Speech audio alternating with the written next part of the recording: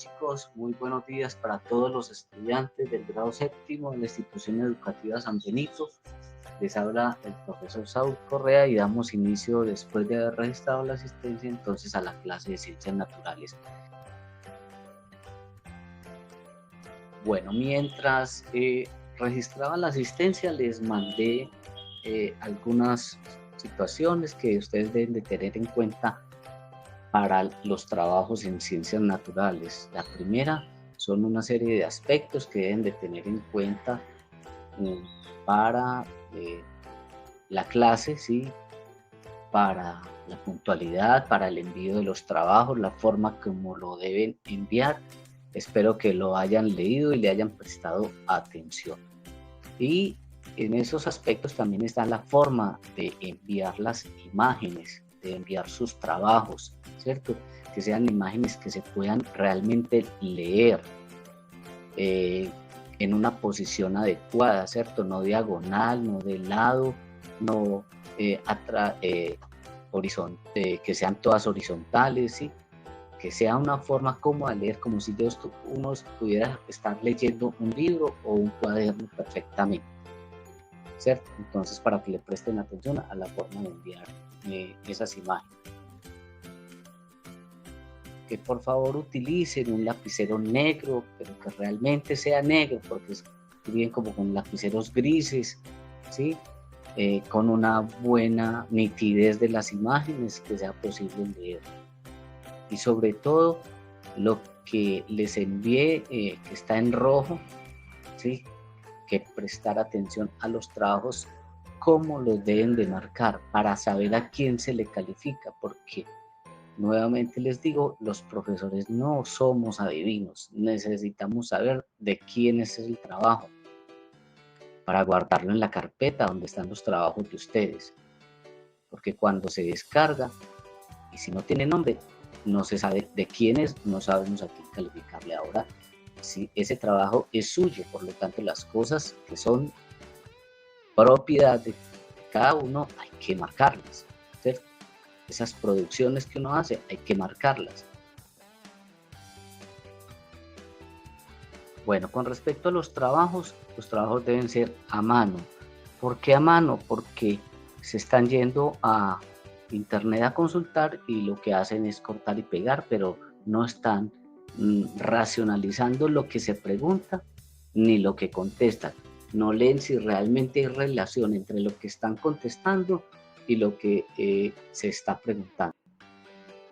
Recordemos entonces que la clase pasada vimos el movimiento en los unicelulares y en los organismos invertebrados, ¿cierto?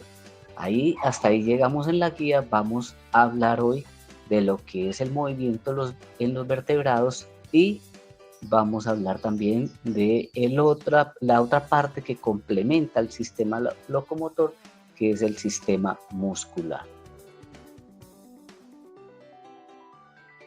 Bueno, en esas dos imágenes quiero que vean entonces la diferencia entre lo que es un vertebrado y lo que es un invertebrado. Los vertebrados tienen endoesqueleto, ¿sí? Ese endoesqueleto son los huesos, esas partes duras que principalmente está regido por una columna vertebral, o sea, tienen vértebras. Cada huesito de la columna vertebral es una vértebra, ¿cierto? Y por eso entonces se le llama vertebrados y tienen un endoesqueleto, mientras que los invertebrados no tienen ese endoesqueleto, sino que tienen exoesqueleto. Ese exoesqueleto, lo vimos la clase pasada, son esas partes duras como las que tiene el caracol, los escarabajos, los escorpiones, ¿cierto? Todas esas partes que protegen a estos organismos invertebrados. Esas dos imágenes entonces nos muestran la comparación entre vertebrados e invertebrados. A la izquierda tenemos los vertebrados, ¿cierto? Como el león, el perro, el elefante, la jirafa y nosotros los seres humanos, todos son organismos vertebrados. Mientras que los que hay a la derecha son los invertebrados, que no tienen ese endoesqueleto que tienen los vertebrados. Esa es la diferencia entonces. Recuerden esa palabra, ex significa afuera y endo significa adentro, para que vayan diferenciando, vayan aprendiendo a descomponer las palabras, y muchas veces no hay que saber el significado, sino que cuando las descomponemos nos damos cuenta de si relacionamos los términos, cuál es el significado. Ex es afuera y endo es adentro. Entonces son vertebrados los peces, los reptiles, las aves y los mamíferos. Todos esos conforman el grupo de animales vertebrados. Bueno, en los peces hay una diferencia, que hay dos tipos de peces de acuerdo a su estructura interna, de acuerdo a su esqueleto interno. Hay peces óseos, ¿sí? O sea, peces que tienen huesos realmente, y hay peces cartilaginosos. En el caso de los peces óseos, entonces tienen estas partes duras, estos huesos que conforman esa estructura interna que les va a dar la protección, y entre esos tenemos la tilapia y la mojarra, por ejemplo, son peces óseos. Bueno, ahí tenemos entonces a los peces cartilaginosos. Esos peces cartilaginosos no tienen huesos, sino que el esqueleto, el endoesqueleto de ellos está formado por cartílago. ¿Y qué es un cartílago? Es lo que tenemos los seres humanos en las orejas. Es un tejido duro, ¿sí? Pero no es un hueso, es un cartílago. Ese es lo que forma el esqueleto, endoesqueleto de los peces cartilaginosos. Entonces, en los peces, de acuerdo a su estructura interna, tenemos una clasificación: peces óseos y peces cartilaginosos. En la imagen de los peces pueden ver los diferentes tipos de aletas, ¿cierto? Hay aletas ventrales, hay aletas pectorales, hay aletas dorsales, hay varios tipos de aletas. Algunos tienen unas, otros no las tienen, pues eso es de acuerdo como a los diferentes peces que existen. Bueno, ahí tenemos el otro grupo de animales vertebrados, que son los reptiles, ¿sí? En ese caso estamos viendo el esqueleto de una serpiente, pero a este grupo también pertenecen entonces las tortugas, los lagartos, los cocodrilos. Todos estos organismos pertenecen al grupo de los reptiles. La tortuga no solamente presenta exoesqueleto, ese caparazón que tiene por fuera, sino que también tiene un esqueleto interno, también tiene sus huesos. Hemos tenido por mucho tiempo la creencia de que debido al movimiento que tiene la serpiente, pues que este organismo no tenía un esqueleto interno, que no tenía huesos. Muchos lo clasifican dentro de los invertebrados, pero eso es un error. Ya aquí estamos viendo que estos reptiles realmente tienen un endoesqueleto. Bueno, ahí en la imagen tienen la comparación entre lo que es un hueso de un ave y el hueso de un humano. El hueso del ave, digámoslo así, es un hueso muy poroso, está lleno de cavidades, que esas cavidades le permiten, ¿sí? Al llenarse de aire y facilitarles el vuelo. Huesos tan densos o tan sólidos como los del cuerpo humano, pues no le permitirían a las aves ese vuelo, ¿cierto? Entonces, esos sacos aéreos, esos espacios que hay en los huesos, le permiten al ave elevarse más fácilmente.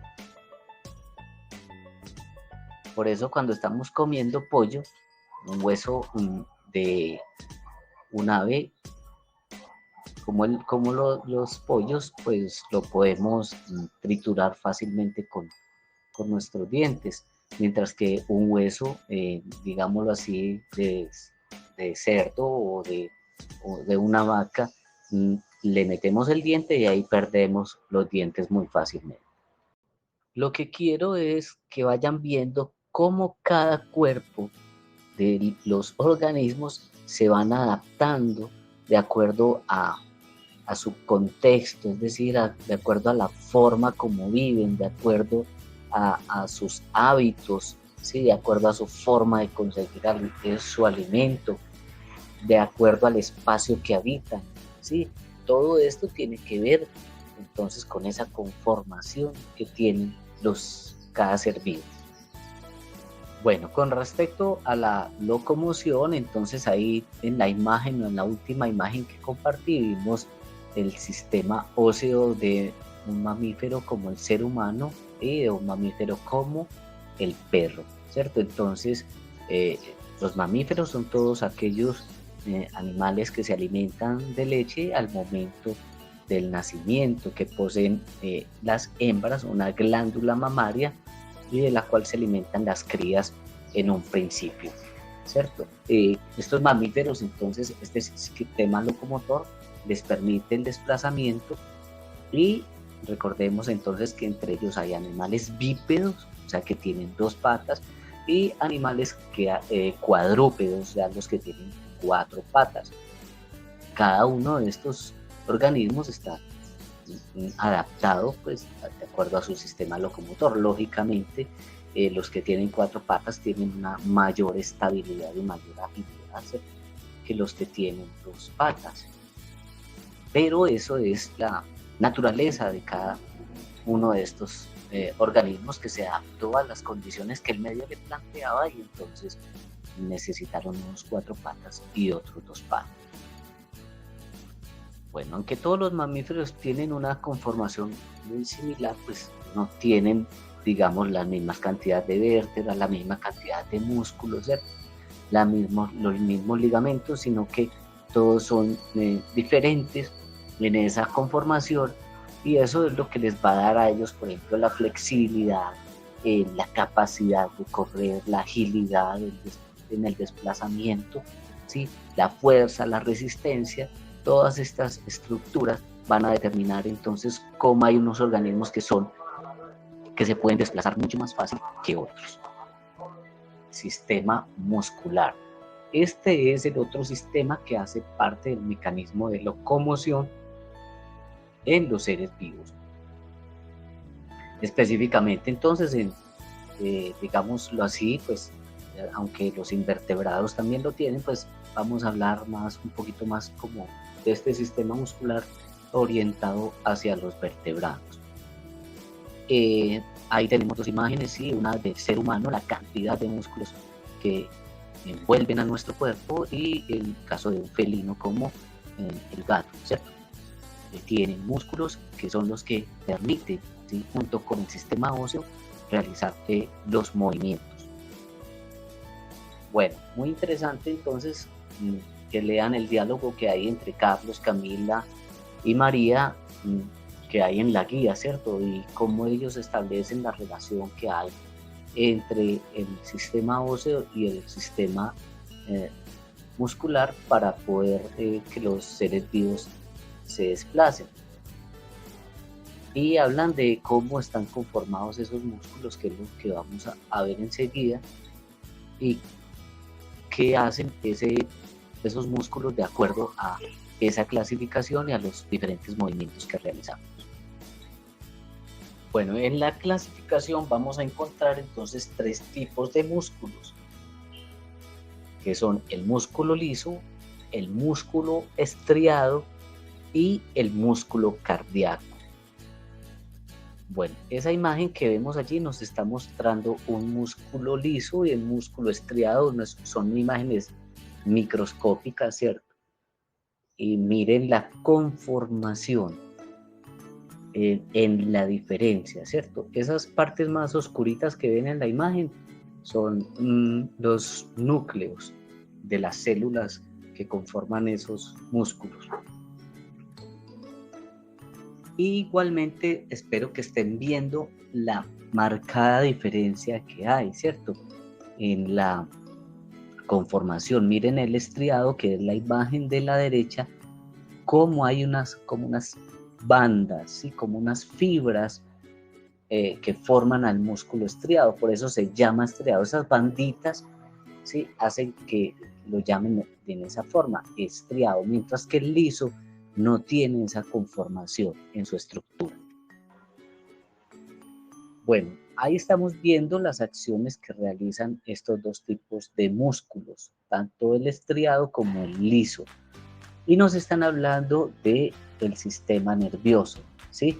Entonces, por allá en noveno van a ver ustedes el sistema nervioso, yo les voy a explicar aquí rápidamente. Entonces, el sistema nervioso autónomo es ese sistema nervioso que funciona independientemente de las órdenes que vos le des a tu organismo. O sea, tu organismo hace el proceso de digestión, no porque usted le dé la orden, sino que él mismo lo hace, ¿cierto? Tu organismo hace que circule la sangre, ¿cierto? Es una orden que usted no le está dando a su organismo, ¿cierto? Es su organismo el que, debido a ese sistema nervioso autónomo, hace que la sangre circule. La respiración tampoco la controlamos, ¿cierto? Es una acción controlada por este sistema nervioso autónomo que es independiente de lo que nosotros queramos hacer, digámoslo así. Y el otro es el sistema nervioso central, que ese sí obedece, digamos, a órdenes que nosotros damos. Por ejemplo, cuando levantamos una mano, cuando pateamos un balón, cuando nos agachamos a recoger un objeto, ¿sí? Todas estas acciones que nosotros hacemos, el hablar, ¿sí? Eso es parte organizado por el sistema nervioso central. Nosotros podemos controlar el habla, por ejemplo, nos podemos quedar perfectamente callados. Para el caso entonces de los músculos, en el caso de los músculos lisos, esos músculos lisos están ubicados en algunos órganos como el estómago, como el intestino, en el caso de la mujer en el útero, ¿sí? Entonces esos movimientos de estos órganos son controlados por el sistema nervioso autónomo, ¿cierto? Cuando usted tiene un daño de estómago, cuando usted tiene, por ejemplo, que el estómago le está doliendo, ¿sí? Y usted siente que él se mueve, que le dan esos retorcijones, es el sistema nervioso autónomo que está actuando ahí en ese momento. Que el alimento pase por el exófago, al estómago y ahí al intestino. Esos movimientos que hacen que el alimento se mueva es el sistema nervioso autónomo a partir de los músculos lisos. Por ejemplo, en las venas y las arterias también tenemos músculos lisos y por eso las arterias y las venas se contraen, ¿sí? Y ayudan a impulsar igualmente la sangre. Cuando, por ejemplo, tenemos una rotura de un vaso sanguíneo, de una arteria o una vena, ella inmediatamente se contrae, trata de cerrarse. Eso es gracias a esos músculos lisos.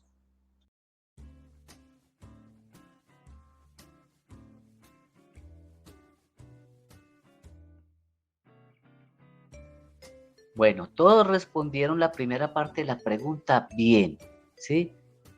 Es un movimiento voluntario, pero ojo que no tuvieron en cuenta lo que decíamos con respecto a los movimientos voluntarios, cuáles son los músculos que los realizan.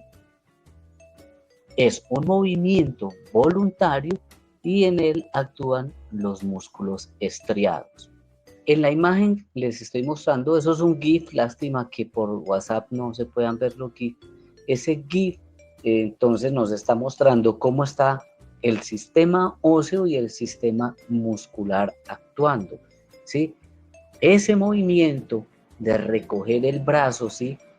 De hacer que el músculo se contraiga es un movimiento voluntario y eso lo están haciendo los músculos estriados. Habíamos hablado de 3 tipos de músculos, el liso, el estriado y ahora estamos viendo entonces el cardíaco.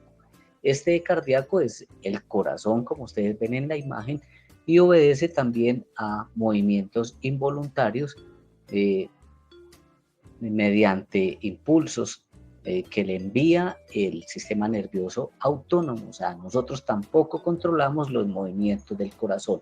Es nuestro sistema nervioso autónomo el que realmente determina esos movimientos. Este músculo cardíaco se encarga de bombear la sangre. es como digámoslo, el músculo más importante que tenemos en nuestro organismo y en los organismos que tienen este órgano. No solamente los seres humanos, sino muchos otros seres vivos tienen corazón. Esta imagen que tenemos ahí nos está hablando entonces de los músculos, cómo están organizados a partir de unas fibras musculares que se llaman miofibrillas. La palabra mio significa músculo. Entonces nos están hablando de esas fibras musculares y que están unidas por una estructura llamada, o unas células llamadas sarcómeras, o sarcómeros también pueden encontrar el nombre en esa forma. Bueno, esa imagen que estamos viendo allí, que está encerrada en un círculo, es una miofibrilla. Esa miofibrilla la vemos más específicamente, por ejemplo, cuando en la casa hacen la carne desmechada, ¿sí? Como estas banditas, como estos hilos de carne que hay ahí en esa carne desmechada, esas son las miofibrillas.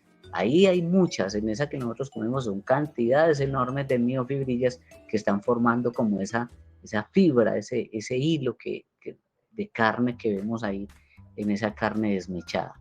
Bueno, allí estamos viendo entonces las partes que conforman esos músculos, ¿cierto? Vemos que allí también llegan vasos sanguíneos, vemos que allí también llegan los nervios llevando ese impulso nervioso, que son los que les dan las órdenes, que esos vasos sanguíneos son los que llevan sangre y oxigenan y le dan energía al músculo. Y a lo último de la imagen estamos viendo, entre paréntesis por ahí de las miofibrillas, estamos viendo dos sustancias. Esas dos sustancias, que son la actina y la miosina, son dos proteínas que su organismo produce, y esas proteínas son las que hacen que el músculo se mueva. O sea, están implicadas en ese movimiento muscular. Son proteínas que su organismo produce. Bueno, en esa última imagen que les envié ahí, espero que le presten atención a esa parte que está encerrada con un círculo verde, ¿cierto? Esos son los tendones, esos son los que hacen que el músculo y el hueso estén adheridos, y cuando el músculo entonces recibe la orden del movimiento, poder que el hueso se mueva. Sí, esos son los tendones, que son diferentes a los ligamentos. Bueno, y en la última imagen entonces les estoy mostrando unos tendones que se encargan de unir, ¿cierto?, esa parte ósea con la parte muscular que hay en el pecho. Esos son los tendones de los que yo les hablaba en otra imagen también que había compartido antes. ¿Cómo se une entonces un hueso y un músculo para poder hacer ese movimiento de elevar, por ejemplo, en ese caso, el brazo? Entonces la actividad dice perfectamente: relacione los siguientes términos con las frases que hay enumeradas de acuerdo al video, el aparato locomotor y la guía. Recuerde que en un punto pueden ir una o varias palabras, y esas palabras o términos son semimóviles, actina y miosina, músculos, fijas, columna vertebral, sistema nervioso, posición del cuerpo, huesos, músculo estriado, móviles, impulso nervioso, tendones, ligamentos, ejercicio, cartílago, músculo liso. Y a continuación vienen 12 frases, o sea que esas palabras que acabo de leer deben ir, algunas de ellas, en algunos de estos puntos que hay ahí. Entonces tenemos que prestar mucha atención al video para poderlo resolver.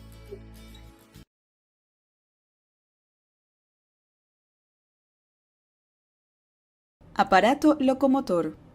Los músculos, huesos y las articulaciones trabajan al unísono para permitir el movimiento del cuerpo humano, actividades que van desde caminar o correr hasta escribir o enhebrar un hilo en una aguja. Así, este conjunto de estructuras corporales es lo que viene a conformar el aparato locomotor. Sin este aparato seríamos una masa sin consistencia que se derrumbaría en el suelo. Composición. Lo integran el esqueleto y los músculos. El primero está formado por huesos, que nos dan rigidez, hechos de una sustancia compuesta por calcio y fósforo. Por el contrario, el tejido de los músculos es blando y elástico, lo que permite su contracción y estiramiento. Los huesos y músculos se unen a través de los tendones. Así, el aparato locomotor se compone principalmente de dos sistemas, el óseo y el muscular. El sistema óseo está formado, como decíamos, por los huesos, cartílagos y articulaciones.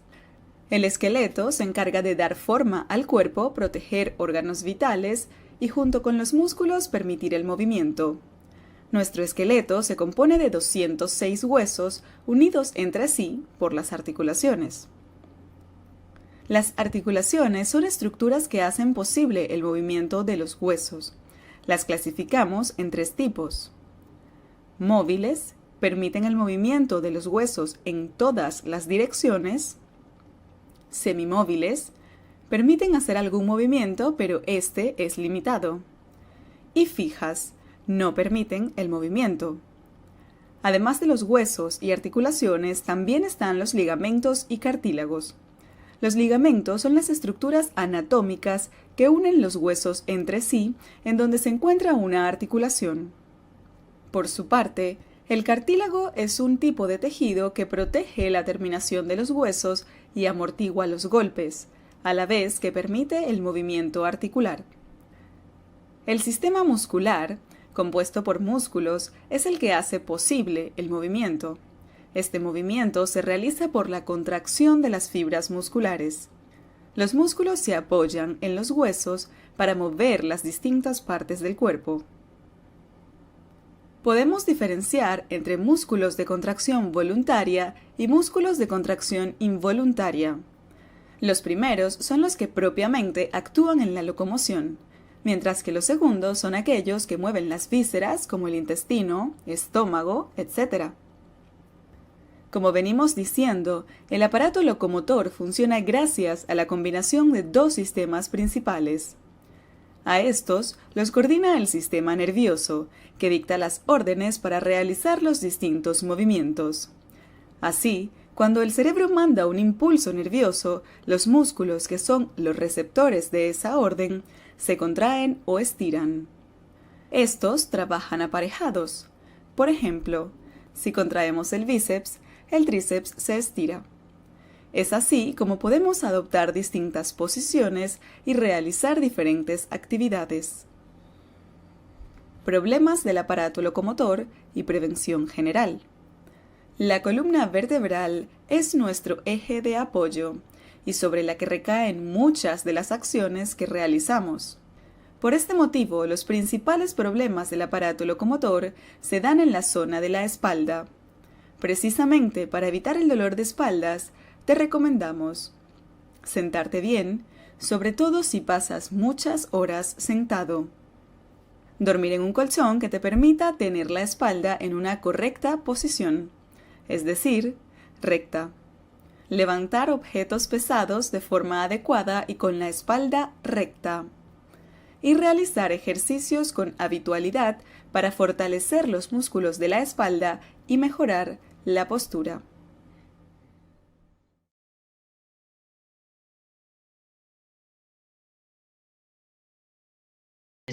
Hasta aquí llegamos con la guía el día de hoy. Mañana continuaremos con la tercera parte de la guía, que sería el movimiento en las plantas.